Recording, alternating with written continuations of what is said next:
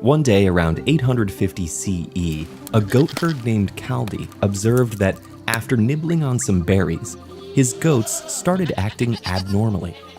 Caldi tried them himself, and soon enough, he was just as hyper. This was humanity's first run-in with coffee, or so the story goes. When exactly people began consuming coffee is unclear, but at some point before the 1400s, in what's now Ethiopia, people began foraging for wild coffee in the forest undergrowth. The reason coffee plants are equipped with lots of caffeine might be because it makes them unattractive to herbivores or more attractive to pollinators. But either way, people caught on to coffee's advantages and began making tea from its leaves, combining its berries with butter and salt for a sustaining snack, and drying, roasting, and simmering its cherries into an energizing elixir. Coffee rode trade routes into the Middle East, and its widespread popularity began brewing in earnest in the 1450s. Upon returning from a visit to Ethiopia, a Sufi leader recommended that worshippers in Yemen use coffee during ritual chants and dances. Soon enough, people within the Ottoman Empire began roasting and grinding the beans to yield a darker, bolder beverage. Many gathered in guest houses and outside mosques to partake in coffee's comforts. But authorities grew concerned about whether coffee's influence was innocent or intoxicating, and if Muslims should be allowed to drink it.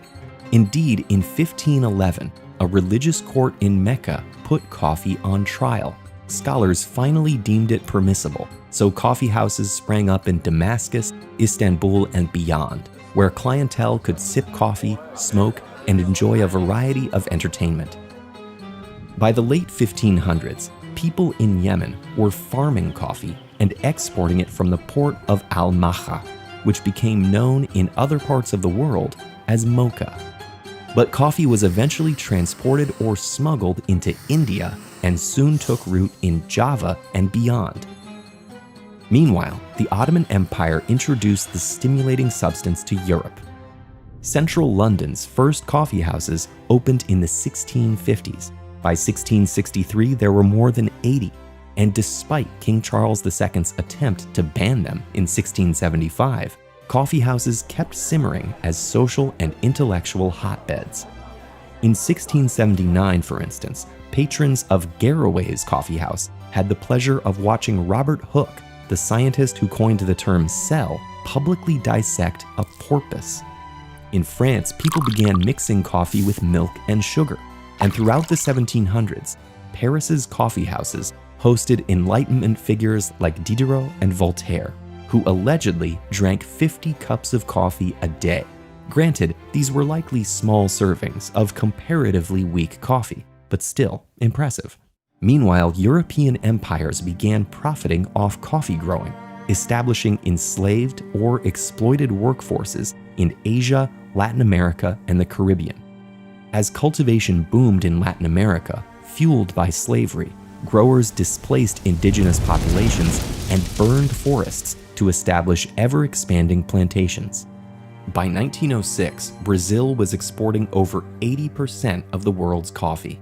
That same year, the Milan World's Fair showcased the first commercial espresso machine.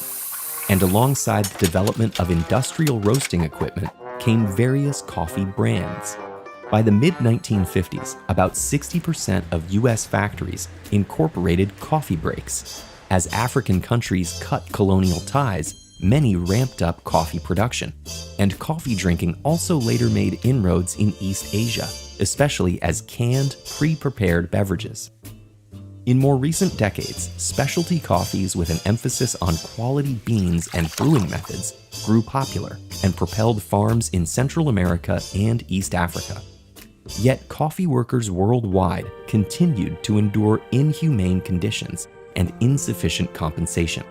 This motivated certification efforts for coffee production that met ethical standards, including minimum wage and sustainable farming, but issues still loom over the industry. And because of climate change, the equatorial bean belt where coffee thrives is projected to shrink in upcoming decades. It's unclear exactly what this might look like, but scientists are investigating possibilities like resilient coffee hybrids that might help weather the unpredictable future, all to protect the beverage that's become a cherished part of daily rituals worldwide. So why does caffeine have that special effect on us? Find out with this video, or trace the complex globe-spanning journey of your everyday cup of joe with this one.